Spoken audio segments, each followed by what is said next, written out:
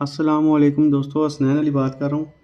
दोस्तों ये आज हमारे पास एक मोबाइल आया हुआ है, नोकिया की डिवाइस है ये एक नोकिया का लेटेस्ट मॉडल है।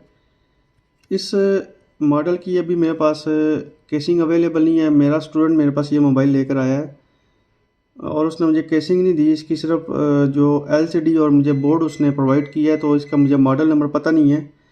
बहरहाल ये लेटेस्ट मॉडल है। अगर यहाँ पर आप देखेंगे तो इसके अंदर यहाँ पे ऑडियो एम्पलीफायर आईसी लगी हुई है दो, एक और दो, क्योंकि इसके अंदर दो रिंगर लगे हुए हैं। एक रिंगर ये लगा हुआ है और एक रिंगर इसका ये नीचे लगा हुआ है। दो रिंगर लगे हुए हैं इसके अंदर। तो यहाँ पे ऑडियो एम्पलीफायर आईसी दो लगी हुई हैं। उसके बाद यहाँ पर आप देखेंगे कि इसके अंदर जो पावर आईसी है वो 6260A लगी हुई है और ये अभी फ़िलहाल मोबाइल जो है डेड है। और दोस्तों ये आपने वीडियो लाजमी पूरी देखनी है। इस वीडियो के अंदर आपको कुछ मैं ऐसी इन्फॉर्मेशन दूंगा इंशाल्लाह, जो भी इसका फॉल्ट है वो आपके साथ डिस्कस करूंगा मैं। तो वीडियो आपने पूरी देखनी है, वीडियो आपने स्किप नहीं करनी। कुछ दोस्त मुझसे रब्ता करते हैं व्हाट्सएप के ऊपर, वो कोई फॉल्ट पूछते हैं, तो सेम फॉल्ट के ऊपर मैं वीडियो अपलोड कर चुका होता हूँ, लेकिन यह है कि वो पूरी वीडियो देखते नहीं है, इसलिए वो दोबारा मुझे मैसेज करते हैं। तो काइंडली आप वीडियो पूरी देख लिया करें ताकि आपको इस चीज़ का फॉल्ट का पता चल जाए, ठीक है। ये एक लेटेस्ट मॉडल है और ये काफ़ी एक्सपेंसिव डिवाइस है। ये तकरीबन 8-9-10 हज़ार रुपये तक की डिवाइस है पाकिस्तान के अंदर। और यहाँ पर अगर आप देखेंगे पावर आईसी MT6260A, ये जो हमारे पास कम्बिनेशन है पावर आईसी का, ये काफ़ी लेटेस्ट पावर आईसी है। पहले मॉडलों में भी लगी हुई आ रही है, लेकिन इसके साथ ये eMMC जो लगी हुई है ये eMMC है और ये हमारे पास कंट्रोलर चिप और power IC same as it is इसी के अंदर लगी हुई है और इसकी फ्लैश आईसी अलग से लगी हुई है। ये आईसी क्योंकि लेटेस्ट मॉडलों के अंदर आ रही है और ये आईसी आपके पास 4 MB, 8 MB, 16 MB, 32 MB, 64 MB और 128 MB तक की फ्लैश आईसी को सपोर्ट करती है, ये वाली आईसी।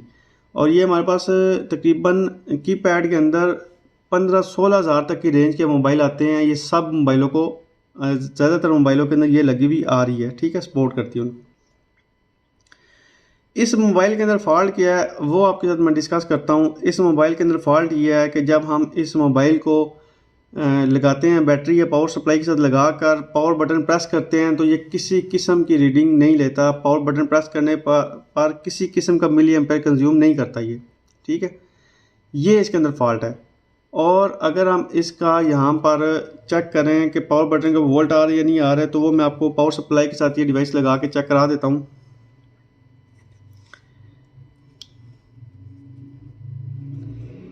तो नोकिया के सेटों के साथ BSI पॉइंट लगाना ज़रूरी होता है, जिसकी वजह से मोबाइल बूट करता है। तो पहले यहाँ पर आपको दिखाता हूँ कि वोल्ट आ रहे हैं या नहीं आ रहे। इधर पावर सप्लाई के ऊपर तो ये इसका पावर बटन है और इसके पावर बटन के ऊपर अगर वोल्ट चेक करें तो यहाँ पर आप देखेंगे कि यहाँ पे 3.7 वोल्ट आ रहे हैं, 3.8 के करीब करीब वोल्टेज यहाँ पर आ रहे हैं, ठीक है। तो ये चीज़ आपने देख ली। अब इसको अगर पावर बटन प्रेस करते हैं हम, तो पावर बटन प्रेस करने के ऊपर क्या रीडिंग ले रहा है वो हम चेक कर लेते हैं। तो ये पावर बटन मैंने प्रेस किया है इसका, और पावर सप्लाई के ऊपर ये 0 मिली एम्पेयर कंज्यूम कर रहा है। पावर सप्लाई में आपको दिखा देता हूँ।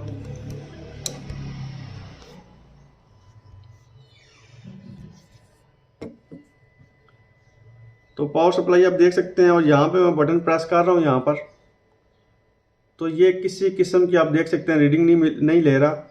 जबकि यहाँ पर हमने जो पावर सप्लाई अटैच की हुई है, अगर इस पावर सप्लाई को यहाँ से हम शॉर्ट करें तो ये देख सकते हैं कि ये 0 मिली एम्पेयर हुई है, ठीक है। और अगर यहाँ पर हम पावर बटन इसका प्रेस करते हैं तो ये किसी किस्म के मिली एम्पेयर नहीं ले रहा, ठीक है। ये चीज़ आपने देख ली। सबसे पहले मैं आपको दिखाता हूँ कि ये लाइन यहाँ से पावर आईसी से आ रही है यहाँ पर, और इस लाइन के ऊपर हमारे पास ये लाइन डिस्कनेक्ट तो नहीं है, वो चेक कर लेते हैं हम। ये इस लाइन के ऊपर रीडिंग आ रही है या नहीं आ रही वो चेक करते हैं हम। मल्टीमीटर को हमने डायोड मोड के अंदर रखा है, तो यहाँ पर हम इसकी रीडिंग ले रहे हैं रिवर्स बेस्ट के अंदर। तो ये कुछ रीडिंग हमें दे रहा है 615 के करीब, 600 समथिंग ओम की रीडिंग दे रहा है यहाँ पर हमें डायोड मोड के अंदर। और दोस्तों एक ज़रूरी बात आपने ये याद रखनी है कि इस लाइन का, इस पॉइंट का किसी भी जगह पे, बोर्ड पे किसी और जगह पे नहीं जा रहा ये पॉइंट। और इस लाइन का पावर एसी के एक पॉइंट के अलावा और किसी भी पॉइंट के साथ कनेक्शन नहीं है, ठीक है। और ये लाइन हमारी पावर आईसी से कनेक्टेड, डिसकनेक्ट नहीं है। यहाँ पे वोल्ट जनरेट होना बंद हो चुकी है। अच्छा दोस्तों, इन मोबाइल्स को रिपेयर करने के लिए जो ये हमारा पास अभी फॉल्ट आया हुआ है, ये फॉल्ट एक और जगह से भी बनता है। वो जगह ये है इसकी, जो इसका ये ऑक्सीलेटर क्रिस्टल है, अगर ये फ्रीक्वेंसी जनरेट ना करे तब भी ये इशू आता है। यह ख़राब हो जाए या इसको वोल्ट ना मिले तब भी ये इशू आता है। इसका अभी हम ऑक्सीलेटर क्रिस्टल चेक करेंगे। उसको चेक करने के लिए हमें इसको पावर देनी होती है, ठीक है। इसे हम कोई भी डीसी वोल्ट सोर्स के लगाएंगे। हम 4 वोल्ट इसके अंदर मैंने इन कर दिए हैं, ठीक है। मैं ये करके दिखाता हूँ। यहाँ पे भी देखेंगे आप, ये भी मैंने यहाँ पे अटैच कर दिया है। तो यहाँ पे आप देख सकते हैं कि सिर्फ हमें यहाँ पर एक डिस्टॉर्शन मिल रही है और किसी किस्म की कोई फ्रीक्वेंसी नहीं मिल रही। और अगर हम इस सिरे पे देखें तो इस सिरे के ऊपर भी हमें कोई फ्रीक्वेंसी नहीं मिल रही, ठीक है। तो दोस्तों अभी मैं आपको पावर बोर्ड सीक्वेंस कुछ थोड़ा सा समझाने की कोशिश करता हूँ, वो आप समझें कि जब हम बैटरी यहाँ पर अटैच कर देते हैं मोबाइल के साथ, चार्ज हो आपकी बैटरी जो चार्ज होती है, उसके बाद यहाँ पर आपके इस कैपेसिटर के इस सिरे के ऊपर कोई वोल्ट नहीं होता, कुछ भी नहीं होता, बस पावर बटन के ऊपर आपके वोल्ट आ रहे होते हैं। लेकिन जब जैसे ही आप पावर बटन प्रेस करते हैं तो इसके इस पॉइंट के ऊपर 2.8 वोल्ट या 3.3 वोल्ट जनरेट हो जाते हैं, ठीक है, पावर बटन प्रेस होने के बाद। और उसी दौरान जब यहाँ पे 2.8 वोल्ट आते हैं, उसी दौरान यहाँ पर भी फ्रीक्वेंसी जनरेट हुई होती है। उससे पहले फ्रीक्वेंसी जनरेट हुई होती है, यहाँ पे वोल्ट आने से पहले यहाँ पे फ्रीक्वेंसी जनरेट हुई होती है। यहाँ पे जो ये वाला वोल्ट है, जो एलडीओ का वोल्ट है, उससे पहले यहाँ पर फ्रीक्वेंसी जनरेट होती है। यानी कि अगर हमने मोबाइल हमारा ऑन नहीं हो रहा तो यहाँ पर हम फ्रीक्वेंसी मोबाइल को बस वोल्टेज देने हमने, और यहाँ पे फ्रीक्वेंसी हमारी जनरेट हो चुकी होती है। लेकिन अभी आपने देखा था कि मैंने यहाँ पे पावर सप्लाई अटैच की, यहाँ पे वोल्ट जनरेट नहीं हो रहा था।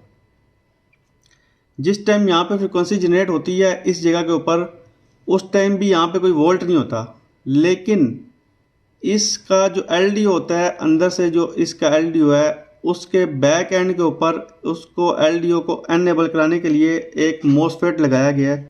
यहाँ पर जो ये वाला वोल्ट है, ये वोल्ट बनने से पहले यहाँ पर फ्रीक्वेंसी जनरेट होनी चाहिए। यानी कि आपने देखा था कि जैसे ही मैं अगर यहाँ पर पावर केबल लगाने के बाद बैटरी टर्मिनल के ऊपर वोल्टेज देने के बाद यहाँ पर मुझे फ्रीक्वेंसी मिलनी चाहिए थी, लेकिन वो फ्रीक्वेंसी नहीं मिली। ये वाला वोल्ट ना भी हो, ये वोल्ट बनने से पहले, ये वोल्ट तब बनता है जब हम पावर बटन प्रेस करते हैं, लेकिन पावर बटन प्रेस करने से पहले यहाँ पर फ्रीक्वेंसी बन जानी चाहिए। पावर बटन दबाने से पहले यहाँ पर फ्रीक्वेंसी बननी चाहिए, वो भी नहीं बन रही। और पावर बटन दबने के बाद यहाँ पे वोल्ट बनना चाहिए था, वो भी नहीं बन रहा।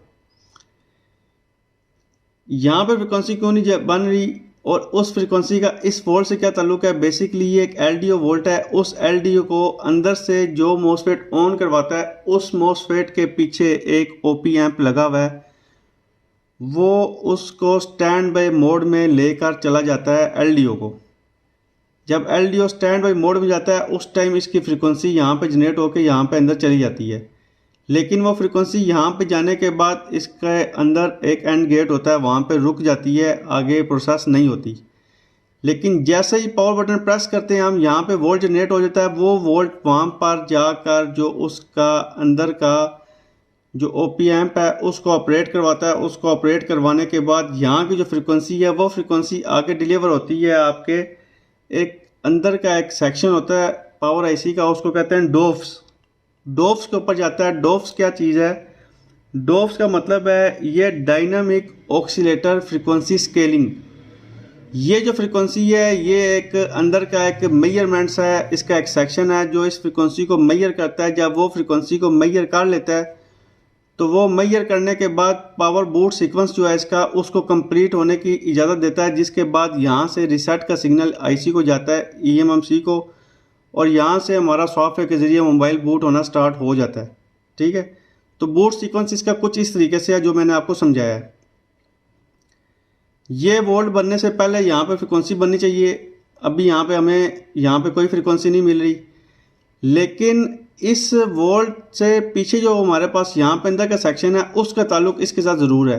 वो जो सेक्शन है स्टैंड बाई मोड में जा ही नहीं रहा, जिसकी वजह से यहाँ पे फ्रिक्वेंसी जनरेट नहीं हो रही। जब तक फ्रिक्वेंसी जनरेट नहीं होगी मोबाइल का पावर बूट ऑन नहीं होगा। और यहाँ पे मैंने आपको बताया कि ये लाइन पावर आईसी से यहाँ से डिसकनेक्ट नहीं है, यहाँ पे कनेक्ट है, लेकिन यहाँ पर पावर बटन दबने के बाद यहाँ पे वोल्ट जनरेट नहीं हो रहा।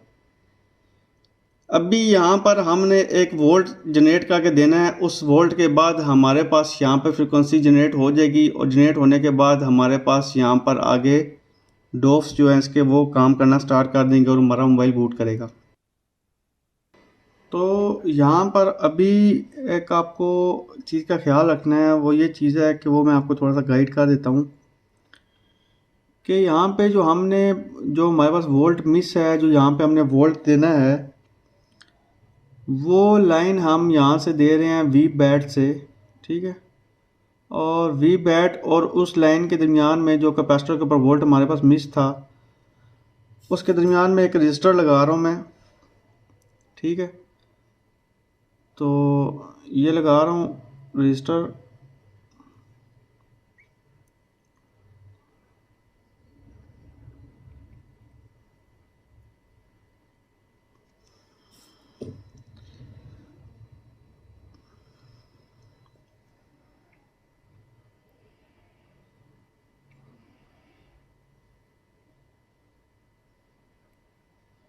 ये रजिस्टर लगा दिया मैंने, और ये रजिस्टर यहाँ से जंपर उठाकर यहाँ पे इस कैपेसिटर के ऊपर दे दिया मैंने। ये वी बैट की लाइन है, ये वाली वी बैट लाइन है, ठीक है। वी बैट से जंपर हमने उठा के यहाँ पे दे दिया। अभी इसको बैटरी लगा के चेक करते हैं हम। आपको मैं चेक करवाता हूँ। अभी मैं एलसीडी लगा रहा हूँ इसकी, और इसके ऊपर पावर सप्लाई मैं अटैच कर रहा हूँ।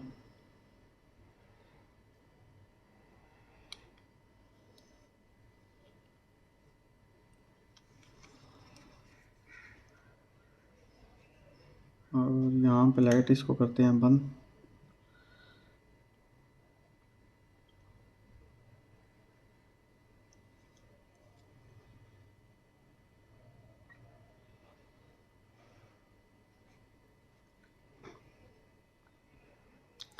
देख सकते हैं अल्हम्दुलिल्लाह हमारी डिवाइस कंप्लीट ऑन हो गई है, ठीक है। और इसका अभी आपने वीडियो अभी कंटिन्यू देखनी है। अभी आपको कुछ चीज़ें बताऊंगा, वो आपने लाजमी वीडियो पूरी देखेंगे तब आपको समझ आएगी। तो अभी इसको मैं देख रहा हूँ स्टैंड बाई मोड में जाने के बाद ये कितने मिली एम्पेयर करंट कंज्यूम करता है, वो मैं इसको देख रहा हूँ, ठीक है।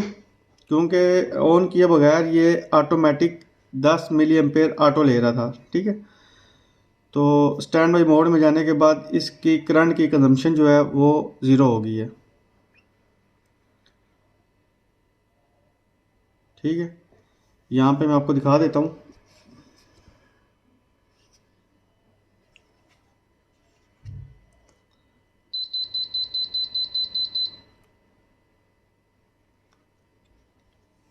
ये अभी मैंने उतार के लगाया इसको, तो अभी ये ऑन नहीं है। तो यहाँ पे आप देखेंगे कि ये 13 मिली एम्पेयर ऑटोमेटिक ले रही है, ठीक है। तो अभी अगर इसको ऑन करते हैं, ऑन करने के बाद ये कितने मिली एम्पेयर लेता है वो आपने पावर सप्लाई पे देख लेना। अभी मैं पावर बटन प्रेस कर रहा हूँ इसका,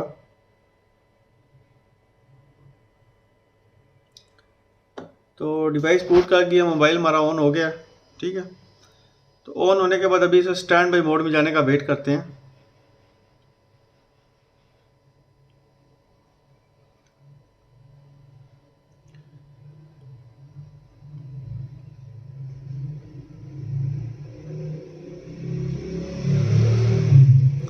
तो अभी इसकी लाइट डिम हो गई है, ठीक है। और ये लाइट इसकी अभी बंद हो गई है, ठीक है। तो ये देखें लाइट बंद होने के बाद इसके करंट की कंजम्पशन ज़ीरो हो चुकी है, ये देख सकते हैं आप। अभी ये डिवाइस हमारी ऑन कंडीशन के अंदर है, ये ऑन है अभी, ठीक है। और किसी किस्म की ऑफ शॉटिंग नहीं दे रहा, ठीक है। अभी आपको कुछ चीज़ें मैं बताता हूँ, वो आपने गौर से लाजमी देख लेनी है। अभी मैं डिवाइस को ऑफ़ करता हूँ और उसके बाद आपको इसके क्रिस्टल की जो कंडीशन है, फ्रिक्वेंसी जनरेट कर रहा नहीं कर रहा, वो भी मैं आपको दिखाऊंगा अभी। तो यहाँ से लाइट करते हैं ऑन। यहाँ पर ये प्लस माइनस लगा दिया हमने। इसकी एलसीडी उतार देता हूँ फ़िलहाल।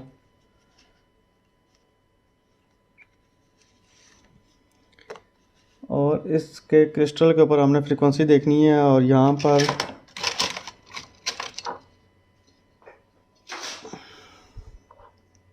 कुछ लोगों का सवाल होगा कि यहाँ पर मैंने वोल्टेज डिवाइडर यूज़ क्यों नहीं किया, उसका जवाब एंड में दूंगा। अभी मैं आपको फ्रीक्वेंसी चेक करके बताता हूँ। यहाँ पर मैं तो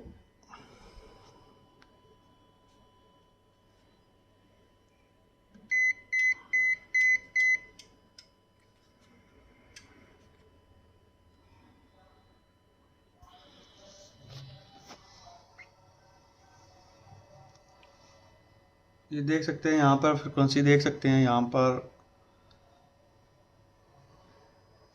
मेजरमेंट्स में जाता हूँ, 26 मेगाहर्ट्ज़ की फ्रीक्वेंसी जनरेट हो रही है यहाँ पर। और इस सिरे पे देखते हैं, अभी मोबाइल हमारा ऑन नहीं है, ऑफ हालत में है, ठीक है। तो यहाँ पे 26 मेगाहर्ट्ज़ की फ्रीक्वेंसी हमें जनरेट हो रही है। और अगर ये जंपर यहाँ से हम उतार देते हैं, ये वाला जंपर, तो यहाँ पर फ्रीक्वेंसी हमारी जनरेट होनी बंद हो जाएगी, ठीक है। ये बात याद रखें आप। अभी यहाँ पर आपको कुछ चीज़ें मैंने गाइड करनी है, वो गाइड इस तरीके से करनी है कि आपको वो चीज़ें समझ आए।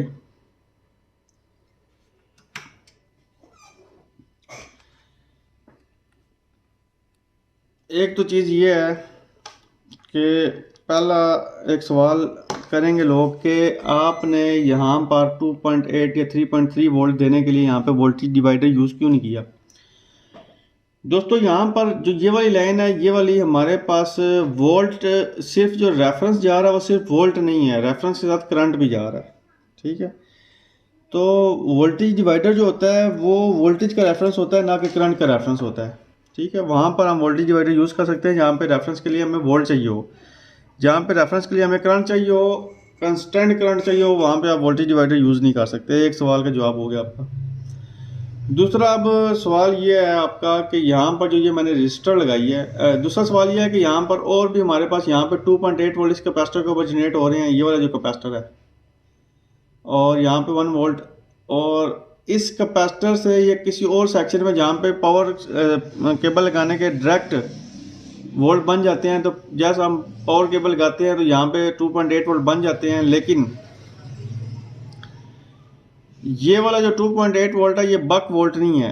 अगर ये बक वोल्ट होता तो इसको यहाँ से जंपर उठा के यहाँ पे यूज़ कर सकता था। तो बक वोल्ट के अंदर जो करंट होता है वो कांस्टेंट होता है, इस वजह से उसको यूज़ कर सकते हैं हम। लेकिन ये हमारे पास बक वोल्ट नहीं है, जिसकी वजह से मैं इसको यूज़ नहीं कर सकता, ठीक है। अगर मैं इसको यूज़ करूँगा, मोबाइल मेरा ऑन हो भी जाएगा, चल भी जाएगा, लेकिन सम टाइम के बाद, कुछ टाइम के बाद ऐसा होगा कि ये जो वोल्ट जनरेट हो रहा था, रेफरेंस वोल्ट है, ये वोल्टेज जनरेट होना भी बंद हो जाएगा और ये सेक्शन जो भी था वो सेक्शन भी चलना बंद हो जाएगा, ठीक है।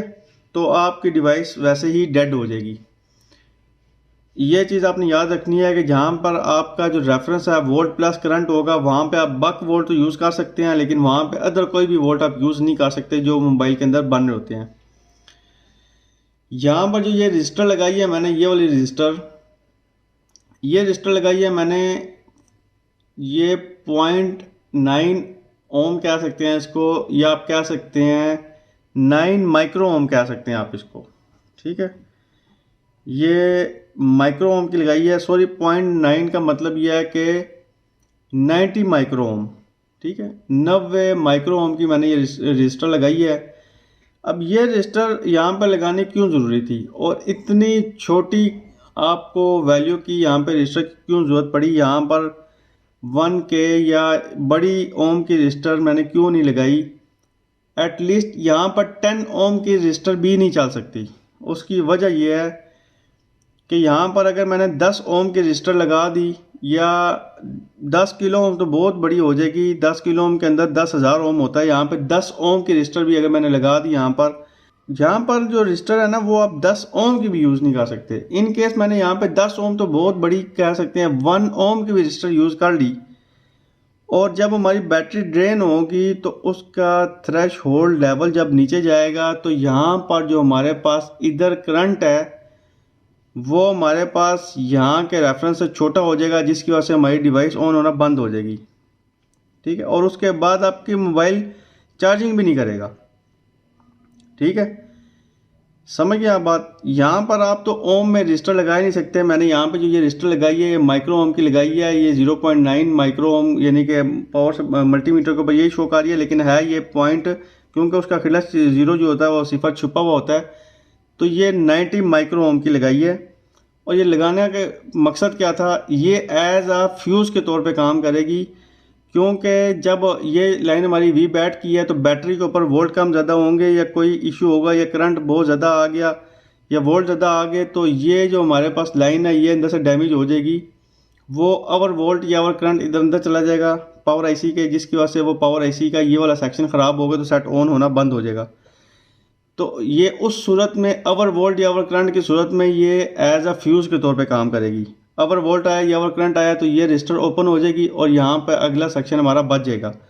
तो ये एज अ फ्यूज़ के तौर पे यहाँ पे लगाई गई है। ठीक है, तो यहाँ पर आप कोई बड़ी ओम की रजिस्टर नहीं लगा सकते, क्योंकि यहाँ पे आपको बताया कि करंट भी रेफरेंस है और वोल्ट भी रेफरेंस है। ठीक है, तो जहाँ पर आपका करंट रेफरेंस हो वहाँ पर आपको हैवी अमाउंट का करंट देना पड़ता है।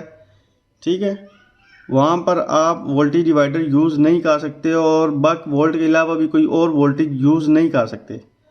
ठीक है, ये बात हमेशा आपने याद रखनी है। अभी पावर सप्लाई ऑन किया बगैर, मोबाइल को ऑन किया बगैर अगर पावर सप्लाई पे लगा रहे हैं तो ये हमें शो कर रहा है 13 मिली एम्पेयर शो कर रहा है ऑटोमेटिक, 10 से 13 के दरमियान। ठीक है, तो उसका भी मैं आपको अभी बता देता हूँ कि इतने मिली एम्पेयर पे अगर हम बैटरी को लगातार यूज़ करें तो हमारे बैटरी टाइमिंग के ऊपर कितना फ़र्क पड़ेगा। अच्छा दोस्तों, अभी इसमें हमने जो ये मोबाइल का बाईपासिंग की है, हमने वी बैट से डायरेक्ट बाईपासिंग की है। अब कुछ दोस्तों का सवाल ये होगा कि यार ये बैटरी ड्रेन करेगा, बैटरी बहुत ज़्यादा कंज्यूम करेगा और कस्टमर का एतराज़ आएगा। तो इसमें जो बैटरी लगी हुई है इस मॉडल के अंदर, वो बैटरी है हमारे पास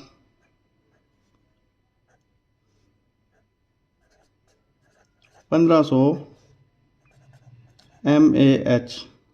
ठीक है, 1500 mAh की बैटरी लगी हुई है। तो इसको अभी मैंने पावर सप्लाई पे ऑन किया, आपको भी मैंने ऑन करके दिखाया था। अगर इसकी LCD की फुल ब्राइटनेस ऑन कर दें और मोबाइल हम लगातार ऑन रखें और सिम डालकर इसका नेटवर्क भी चल रहा हो, 2GB चल रहा हो इसका, और इसके अंदर सिम भी डली हुई हो और इसकी कीपैड की लाइट भी हो, डिस्प्ले की भी लाइट चल रही हो, तो ये हमारे पास जो करंट की कंजम्पशन दे रहा है वो 150 मिली एम्पेयर दे रहा है। ठीक है, कितनी देर है, 150। और जो हमारे पास मोबाइल को ऑन किए बगैर करंट की कंजम्पशन थी वो हमारे पास थी 13 था। चलो मैं यहाँ पे 15 लिख देता हूँ एहतियातन। 10 से 15 मिली एम्पेयर के दरमियान था इसका। 10, 11, 12, मैक्सिमम 13 तक जाता था, लेकिन मैं मार्जिन दे के 15 मिली एम्पेयर लिख देता हूँ। अभी यहाँ पर जो ये 1500 है, इस 1500 को हम यहाँ पे नीचे उतार लेते हैं। यहाँ पर 1500 MA यहाँ पे लिख दिया मैंने, और जो H है ये हमारा सवालिया निशान है। ठीक है, तो यहाँ पर हमने जो ये 150 मिली एम्पेयर जो था, इसको अभी यहाँ पर हम 1500 के साथ डिवाइड करेंगे। ठीक है, तो यहाँ पे ये 1500 आ गया हमारा, डिवाइडेड बाय 150। इसका रिजल्ट निकाल लेंगे हम। तो ये इसका जो ये H का रिजल्ट आ गया, ये हमारे पास जो सवालिया निशान था ये हमारे पास आ गया 10 हॉर। ठीक है, लेकिन ये हमने जो ये मेजरमेंट्स निकाली है इसके अंदर अभी हमने ये अगर ऐड करेंगे तो फिर हमारा एक्चुअल रिजल्ट आएगा।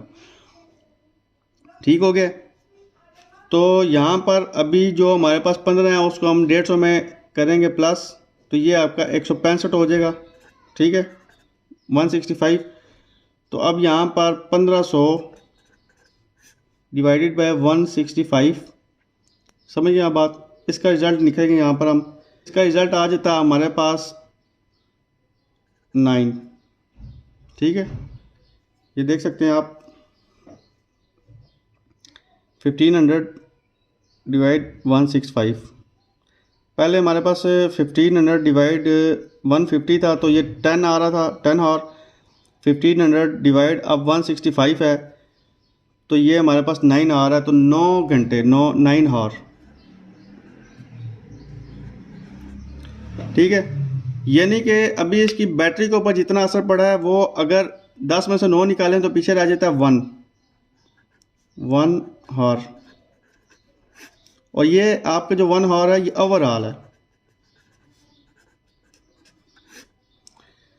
ये सम ऑफ हावर है, ये ओवरऑल है आपका ये। ठीक है, ये बंदा इसके ऊपर टॉक टाइम यूज़ करे, इस मोबाइल के ऊपर मल्टीमीडिया यूज़ करे या इसको नॉर्मल यूज़ करे, जिस तरीके से मर्ज़ी यूज़ कर ले, इसकी बैटरी के ऊपर ओवरऑल जो करंट की कंजम्पशन का फ़र्क आया है वो ओनली 1 घंटे का आया है। और अगर ये मोबाइल पहले कस्टमर एक दिन में एक दफ़ा चार्ज करता था, तो अभी भी एक दिन में एक दफ़ा ही चार्ज करेगा। कस्टमर का एतराज़ तब आना था जब ये हमारे पास बैटरी टाइमिंग 50% तक डिक्रीज़ होती। अभी हमारे पास जो बैटरी के ऊपर फ़र्क पड़ा है, अगर वो 10 में से 1 है तो वो हमारे पास 10% पड़ा है 100 में से। और पहले कस्टमर अगर दिन में 20 घंटे इसको यूज़ करता था नॉर्मल यूज़ के ऊपर, तो अभी 19 घंटे चलेगा ये। ठीक है, तो 1 घंटे का फ़र्क कस्टमर के लिए भी कुछ भी नहीं है, और कस्टमर कभी जज भी नहीं कर सकता, और कभी भी वो इस चीज़ को मैयर नहीं कर सकता कि यार ये पहले इतने घंटे चला था, अभी इतने घंटे चल रहा है। उसकी मेजरमेंट सिर्फ तब ही होंगी कि पहले वो ये सोचे अगर कि यार पहले मैं मोबाइल को दिन में एक दफ़ा चार्ज करता था, सारा दिन चलता था, मुझे दिन में 2 दफ़ा चार्ज करना पड़ रहा है। तो 2 दफ़ा चार्ज करने की नौबत तब आएगी जब आपकी करंट की कंजम्पशन 50% से नीचे चली जाएगी। ठीक है, तो अभी सिर्फ 1 घंटे का फ़र्क पड़ा है, तो ये हमारे पास जो मैंने बाईपासिंग की है ये बहुत एफिशिएंट है। ठीक है, प्लस यहाँ पर जो रजिस्टर हमने यहाँ पर बिठाई थी, यहाँ पर वो रजिस्टर जो फ्यूल रजिस्टर का था, उस रजिस्टर का एक और फ़ायदा भी होगा कि यहाँ पे आगे जो करंट को रेफरेंस लिए जा रहा है वो उसको वहाँ पर रेफरेंस जो उसको लो करे, हाई करे, कुछ भी करे, उसका इम्पैक्ट ये रजिस्टर यहाँ पर जो हमारे पास बैटरी है उसके ऊपर 10% आने देगी बस। अगर वो रजिस्टर नहीं लगी होगी तो उसका इम्पैक्ट बैटरी के ऊपर 100% आएगा। ठीक है, तो ये रजिस्टर हमारे पास यहाँ पर डबल काम कर रही है, यहाँ पर इम्पैक्ट यहाँ पे नहीं आने दे रही बैटरी टर्मिनल के ऊपर, प्लस यहाँ पर फ्यूज़ का काम कर रही है, यहाँ का इम्पैक्ट वहाँ पे उस साइड पे नहीं जाने देगी ओवर वोल्ट या ओवर करंट की सूरत में। ठीक है, तो इस तरीके से अगर आपके पास मोबाइल आएगा आपने इस तरीके से रिपेयर कर लेना। और आपने हमेशा, आपको मैं पहले भी एक बात बता चुका हूँ, आपने जो चीज़ याद रखनी होती है वो आईसी आपने याद रखनी है। इस आईसी का नंबर है 6260A। ये आईसी आपके हज़ारों मॉडलों में लगी हुई है, किसी भी मॉडल में लगी हुई होगी, तो आप इसी अगर ये फॉल्ट आएगा तो आपने ये चीज़ लाजमी इसकी चेक कर लेनी है। ठीक है दोस्तों। अच्छा, ये दोस्तों मॉडल नंबर नोकिया 5310 है, TA1212। ठीक है, ये नोकिया का मॉडल है। ठीक है दोस्तों, आपको अगर वीडियो पसंद आए तो अपने चैनल सब्सक्राइब कर लेना है और शेयर भी कर देनी है वीडियो, और कमेंट करके लाजमी बताना है आपने कि आपको वीडियो पसंद आई है या नहीं आई। और दोस्तों इस तरीके से आप जो है ना हमें कमेंट करेंगे तो नेक्स्ट टाइम भी इंशाल्लाह वीडियोस बनाता रहूँगा, और आपको फॉल्ट सोल्यूशन जो है ना वो शेयर करता रहूँगा आपके साथ। क्योंकि दोस्तों इस तरह के जो फॉल्ट होते हैं वो रिकवर करने इंतहाई मुश्किल होते हैं, क्योंकि जो आपकी बैटरी टर्मिनल के ऊपर वोल्ट देने के बाद यहाँ पे जितनी जगह पे वोल्ट आ जाते हैं फ़ौरन से आ जाते हैं, तो वो बेशक 1 वोल्ट हो, 1.8 वोल्ट हो, 2.8 वोल्ट हो या 4 वोल्ट हो, कोई भी वोल्टेज हो। ठीक है, तो उस तरह के फॉल्ट ट्रेस करना इजी है। आप एक साथ का बोर्ड लेकर ट्रेसिंग कर सकते हैं कि पावर केबल लगाने के बाद कौन कौन से वोल्ट यहाँ पे जनरेट हो जाते हैं। जैसे कि यहाँ पर नीचे 1 वोल्ट होता है, उसके बाद 2.8 वोल्ट होता है, यहाँ पे ऊपर एक 0.5 वोल्ट होता है, 480 मिली एम्पेयर होता है एक।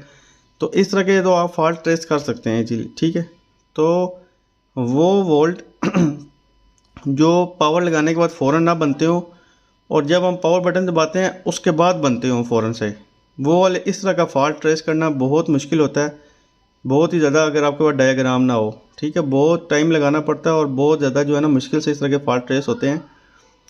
तो इसके ऊपर काफ़ी ज़्यादा सारा काम करने के बाद आपके साथ फॉल्ट शेयर कर रहा हूँ मैं। ठीक है, तो इसमें इस तरह का फॉल्ट डायग्नोज करने में आपको घंटों लग सकते हैं। ठीक है, तो इसमें काफ़ी घंटों की मेहनत जो है मैं आपको आधे घंटे की वीडियो के अंदर बता रहा हूँ आपको। ठीक है, तो ये फॉल्ट ट्रेस करना इस तरीके से काफ़ी ज़्यादा टाइम किलिंग काम है, टाइम बहुत ज़्यादा सर्व करना पड़ता है। बेसिकली इसमें आप ये चीज़ कभी भी नहीं सोचते कि कस्टमर से आपने पेमेंट कितनी लेनी है, ठीक है, ये चीज़ नहीं होती, इस चीज़ पे डिपेंड नहीं होता। चीज़ ये होती है कि ये फॉल्ट डायग्नोस कर लिया ना मैंने, ये अभी लेटेस्ट मॉडलों के अंदर जितने भी आगे फ्यूचर के अंदर 4-5 साल 3 साल ये फॉल्ट आएगा इस आईसी के अंदर 6260 के अंदर, तो या मेरे पास आएगा या जितने भी व्यूअर्स हैं, सब्सक्राइबर्स हैं, जितने भी देखने वाले हैं उनके पास आएगा। तो आप सब इस जो सेक्शन में भी मैंने रिपेयरिंग की है इस सेक्शन को भी चेक करेंगे। आप लाजमी नहीं सिर्फ एक फॉल्ट एक ही सेक्शन की वजह से आ सकता है, सेम फॉल्ट कई वजह से बन सकता है। यही सेम फॉल्ट और भी कितनी वजूहत हो सकती हैं जिनकी वजह से ये बन सकता है, लेकिन ये भी उसके अंदर एक वजह है। ये फॉल्ट 3-4 वजह से बन सकती है, बाकी के ऊपर वीडियोस बना दूंगा, लेकिन ये भी उसके अंदर एक वजूहत में से एक वजह ये वाली भी है। तो अगर ये एक दफ़ा फॉल्ट डायग्नोस तो कर लिया, टाइम हमने इसके ऊपर सर्व कर लिया, तो ये है कि आने वाला फ्यूचर जो है उसके अंदर जितने भी दोस्त ये वीडियो देख रहे हैं उनके पास अगर सेम फॉल्ट आएगा तो वो इसी सेक्शन को चेक कर लेंगे। अगर इसी सेक्शन में उनका मसला होगा तो वो इसी सेक्शन को देख कर रिपेयर कर लेंगे, वीडियो देख कर रिपेयर कर लेंगे, उनको भी समझ आ जाएगी, तो आप लोगों को टाइम बच जाएगा। ठीक है, आपको फॉल्ट ट्रेस नहीं करना पड़ेगा। ठीक है दोस्तों, अल्लाह हाफिज़।